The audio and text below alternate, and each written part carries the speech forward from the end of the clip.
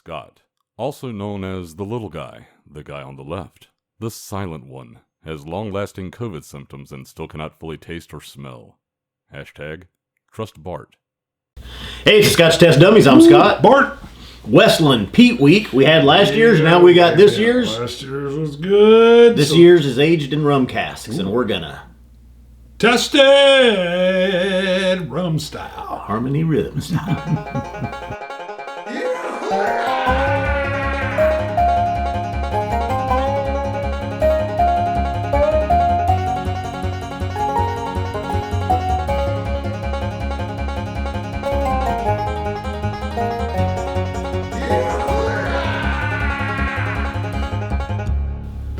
All right, we're in. So rum, it should be sweeter. Now, I like just the move packaging so Yeah. much, I peeled down. You even kept the little tin thing. Yes, I like it. We never removed the bottle from last year because Right. you liked it in the wrapper. Yeah, it looks We're going cool. to do the same this year. Now, we haven't even opened this one No, yet. but they've added a sticker, so there was no sticker. Oh, yeah, there was Thanks. no circle sticker. Thanks to Super Scotch God John Ingman Yes, fan. for sending us last year's bottle and this year's bottle. Yes. And we're just now cracking this. Disclaimer, I'm still not fully back from long-term COVID effects. I am. Palate is mostly back. Mine's also. Sense of smell isn't back yet. Which is why I didn't shower today. We don't know what this bottle looks like underneath this I did paper. shower. Just Right. like we We don't don't know. know. Well, We have let's no just set idea. that to the side. Yeah. And maybe at the Maybe end we'll we bring that do in. a comparison, because this this bottle here, loved it. Westland uses screw caps, and they're tight. They're tight. They're For some tight, reason. and they really seal in. I'm a fan of if them. you have a drink and you put Yes. the lid back Oh, yeah, on you and gotta- it sits for a while, Right, yeah. it like reseals. It does. And Scott likes to yell out, "Use your man hand," stuff like that.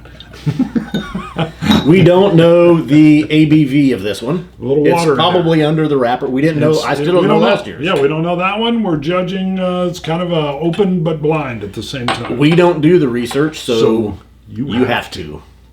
It's a new, That's our new slogan, our new catchphrase. I like it. Westland. So Westland is an American single malt Ooh, yeah. distillery whiskey. Single malt craze is happening. Yep. The American single malt. Same here, American single malt, escaped from ex-rum casks. Escaped.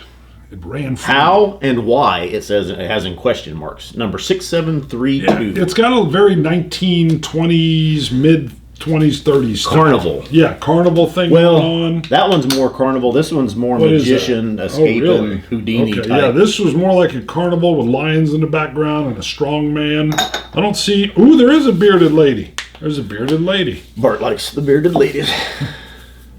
You know. So this one's more of the Houdini escape artist. I like it. Well, it escaped from the rum cask, it says. Ooh, good point. Good point. We've just got right. the theme, or I did. Very similar to the, I'm using a different glass here. This is very similar to an Aaron we just reviewed. Lemony, malty. I'm not getting any peat, but that's because of my nose. I still haven't been able to get that much peat. I'm not getting a lot of peat here. Last year's peat week, I mean, it's not a real heavy peat, No. if I remember right. We'll I it get in like here a and little see. bit of cherry lozenge. Like I'm not getting that. almost like a touch of menthol. But it's not menthol. Cherry lozenge. Keep in Let's mind, go with though, that. my nose is very muted, so it's not. I do get a weird touch of either char or ash smoke. yeah, something. ash, smokiness. If I was nosing this blind, I wouldn't immediately go, Pete. It's not like Pete's crawling up out of the glass, escaping, so to speak.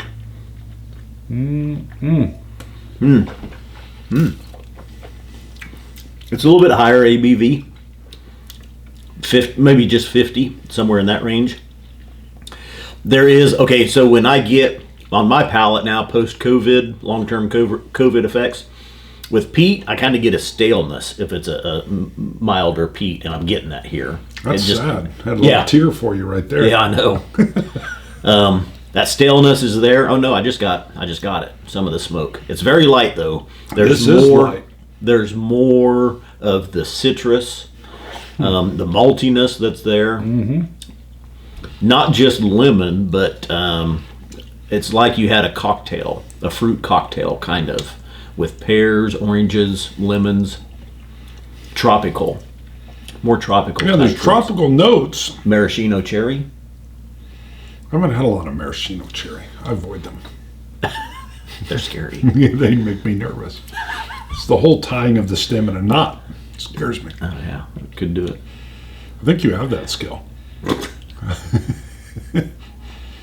I'm still searching for the peat, though. I get this like, it's almost like a hint of creosote, but then it's not. It's dusty barnwood, but then it's not quite that. I'm hoping maybe a little water will open it up.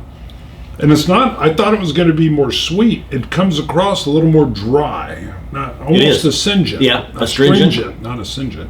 Yeah, it is. It's astringent. A little bit higher ABV. You want some water? Like I say, yeah, throw me a good plop. Okay, you want another one? Yep.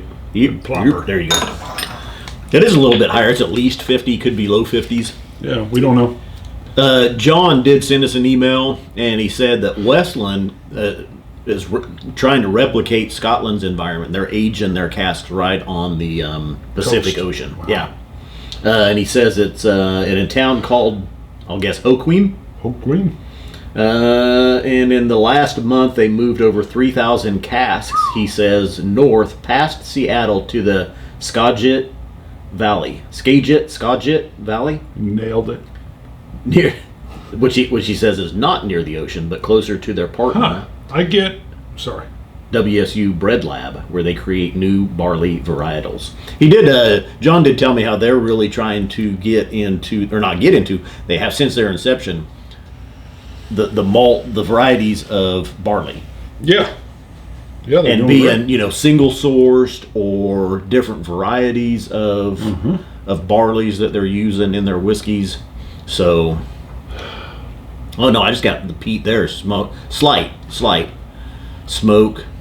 The nose gives me almost like a Gobstopper's candy. It has that sugary shell and then almost like a vanilla hard candy taste, jawbreaker flavor. And hints of smoke that are in there. But this is not this would not be what you would think of as a Ardbeg peat at all. But it doesn't give me the heathers of like a Highland. 2 drops of water. Didn't hurt it. Maybe helped with the fin. Yeah, I think the finish is drawn out a little bit more now. A little less astringent.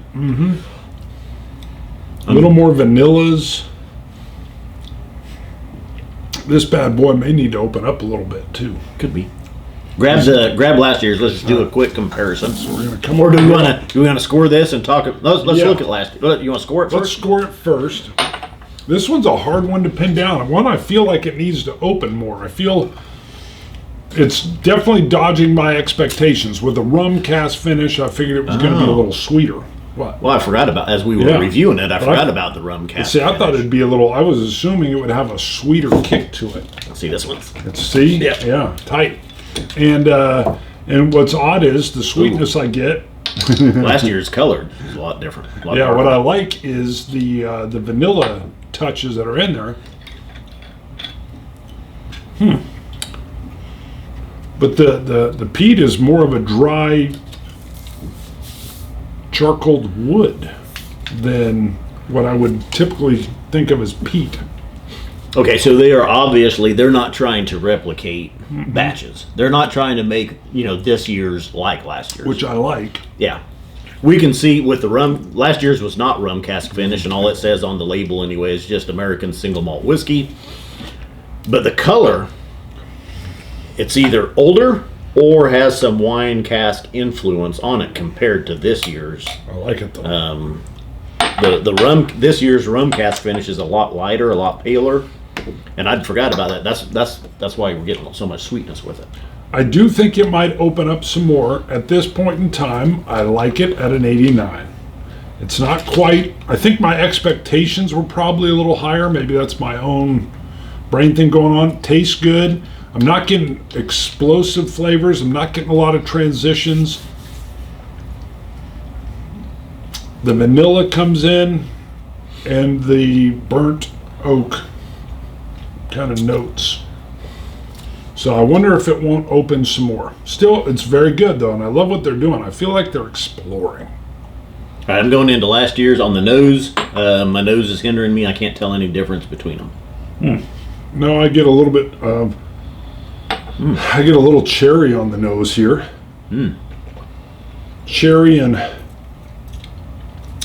something else like vanilla. Last year's I get more peat and definitely a darker sweetness. It's not that citrusy, bright tropical type notes here. Wow. That's almost more like a sherry cask or something now. Yeah. Some American single malts though in charred barrels, I get some of those similar dark notes. Not quite the same. It's not a sherry bomb or anything. It's not a peat bomb either. The peat is present. More present than this year. The sweet is on the forefront. It's like this berry kind of explosion right off the bat. If anything, it was hard for me to pick up the transitions. That's that last year's is pretty similar ABV to this year's. It's higher, minimum 50, could be 52 to 55, somewhere in there. Yeah, there's fruit all over that bad boy. Ooh. Actually burned the back. Yeah, my tongue's got a little dance, a little tingle dance on it. A tingle dance. Yeah, this could go. Wow. Right back to this year's. Last year's definitely dancing on the palate more. Right up front, the tropical fruits, the citrus fruits of this year, and it definitely feels like a cousin whiskey or a sister whiskey to last year's. Last year's you get the single maltness, the peatness, you get those darker fruits, that darker sweetness. This year's right up front is just that tropical blast of the fruits with the maltiness, the lemon, the vanillas, and peat. A little more subtle though, whereas this feels like a party. Yeah, it is a little bit more subtle. Yeah, this is more like linger around for a little bit, settle in, you're going to hear a story. I'm not fully scoring, but it's around an 89, 90. I'm right there with you on it, I think. Yep. Could be higher. Could be a 91, 92, somewhere in there.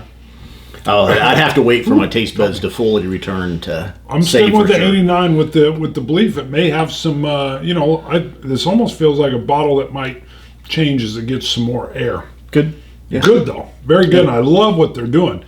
The exploration is my joy in whiskey, both when I'm trying brand new bottles or different variations or new caskings.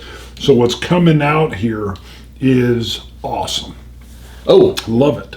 I clicked on the next email from John and I found this is 60.8% ABV. Really? So yeah. Holy moly, it hides that. The malt is Baird's heavily peated malt. Main cask is first fill ex-bourbon from Buffalo Trace. Finished in ex-rum cask from Mount Gay. Wow. And then he's got the yeast strain in there. Well, some people love 89 months old. It was $125. It's sold out. Holy moly. I believe this is a distillery only release. So. Wow. Like I said, you have a spirit of play, which shows on this paper labeling even that's going on with their Peat Week. After I tried last year's Peat Week, what did I call for? Peat Month. I would call for a Peat Month again. I love what they're doing, and I don't want to see the same thing year to year. Yeah. I want to see those changes and that exploration that's going on. And it's what I like in American single malts. It's what I like in whiskey in general, but especially with that American single malt spirit. 60%. I'm going to add just another drop. Yeah, that is adventuresome. Boy, does it hide that proof. It didn't feel that like hot. a 54, 55. Now, I will tell you, so Westland, this is Peat Week.